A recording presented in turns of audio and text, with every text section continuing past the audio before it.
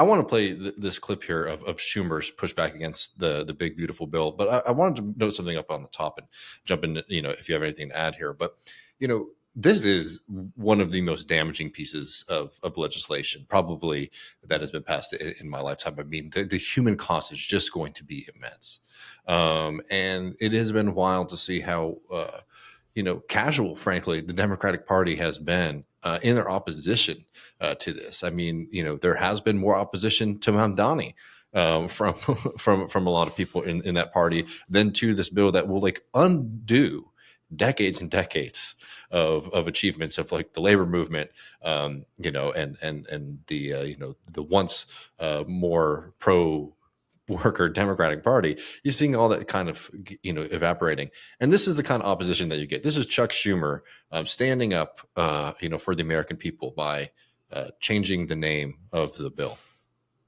I raise a point of order against page 1, lines 3 to 5 of the pending amendment, which violates section 313B1A of the Congressional Budget Act of 1974. The point of order is sustained. The text will be stricken. Good job, Chuck. Now, I just want to note, I want to hear your thoughts here, Branko, but I just want to note something very important for folks who might not be familiar with Democratic Party comms. All of this, all of the footage of this, right, was put out by Chuck Schumer's office, which again meant that, and who knows, maybe the people around him knew better, but Chuck's the boss, they got to do what he says. But they thought that this was a real winner, and they produced many hype videos around it.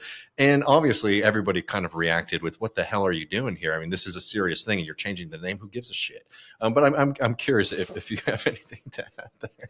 Why he has a dismal approval rating with the Democratic base, which, by the way, is to me one of the big shifts in the dynamic of this Trump term versus the first one. There was obviously Democrats, rank and file Democrats, ordinary voters were very, very activated by the original Trump administration in the same way that they are now.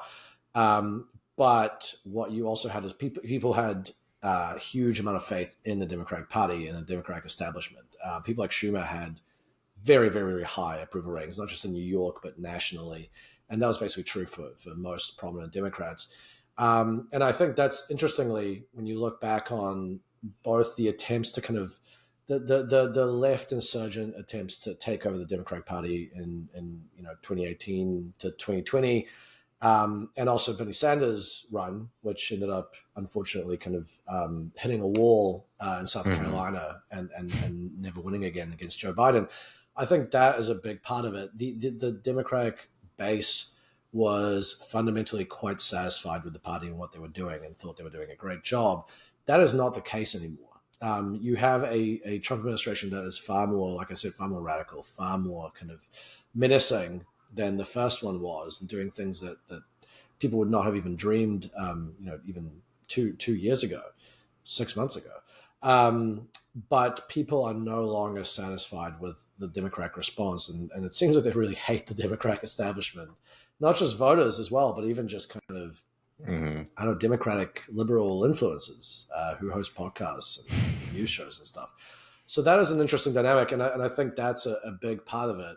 The last thing I'll say, part of me sometimes feels almost bad for Schumer because, there's not really much that he can do in terms of kind of, in a very high profile way, kind of gumming up the works for this bill. But, I think the Democratic failure is kind of all the years leading up to this, more so than even what they've done over the last 6 months.